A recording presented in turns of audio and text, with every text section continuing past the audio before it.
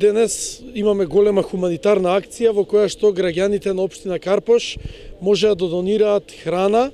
облека и средства за хигиена во нашите урбани заедници на 14 места, односно во 14 урбани заедници, како дел од одбележувањето на денот на општина Карпош, односно 42 години, 42 роден ден на општина Карпош. Оваа година заедно со Црвениот крст на Македонија, кој што ни помогна денеска во оваа акција, собравме